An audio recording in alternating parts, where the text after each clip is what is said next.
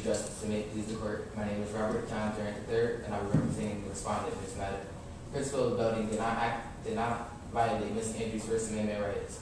One, because Ms. Andrews' speech is not symbolic, and two, because Ms. Andrews' speech was substantially and materially disruptive.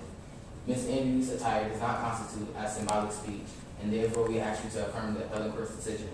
As this court held in O'Brien, all excessive conduct does not mean it's guaranteed First Amendment protection. In the case of bar, Ms. Andrews' tuxedo is not symbolic. In Spence v. Washington, this court said that symbolic speech must, one, have a clear message in the audience, and two, the audience must understand the message and apply it to the speech. Ms. Andrews' tuxedo's message is very unclear and foggy.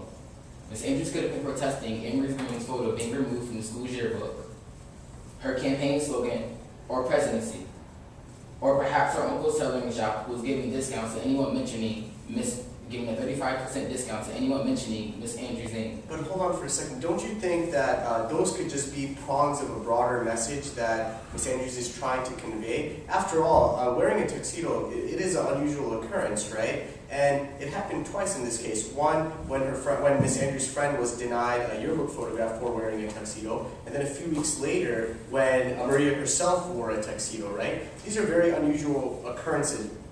Won't reasonable students be able to link the two together and see that Maria's wearing of the tuxedo, handing out the flyers, talking about the uncle's store selling tuxedos, and her running for student body is all part of this one message, this one unifying message that she's running for student body president for everybody in this school, for everyone in this school, and she's using Amber's case to suggest that Amber was excluded, right? And she wants to bring her in as part of this creating this unified message.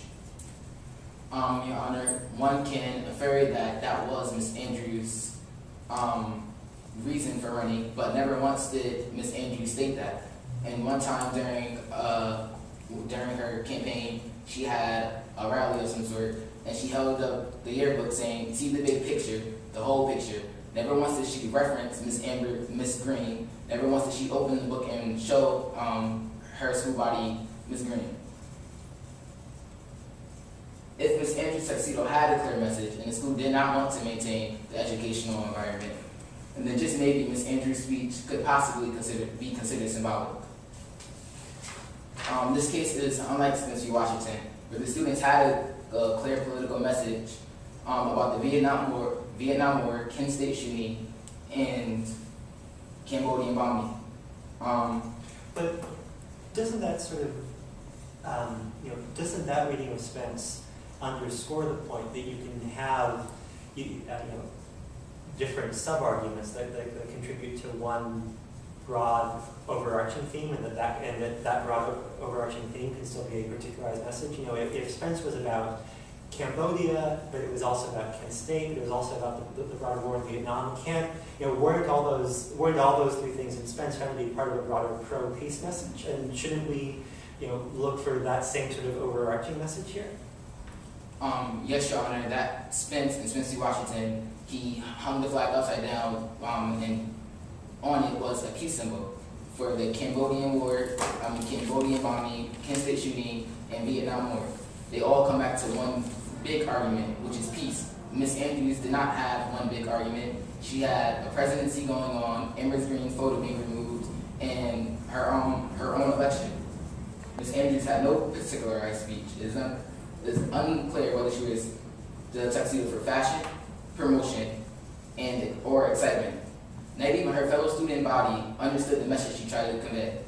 In chemistry class, a boy named Walter MacArthur sent Ms. Andrews a text message that said, "What's with the tux?" Ms. Andrews responded with a flyer, her campaign flyer, and in the top corner it said, "Isn't it obvious?" But pressing on, Your Honor, on the date of April 24th, teachers had a discussion about Ms. Andrews' attire. The teachers seemed conflicted about the very question this court is trying to decide today. What is the significance of Ms. Andrews' attire? And is she doing this for a just cause or to be a nuisance to the school environment? But Was that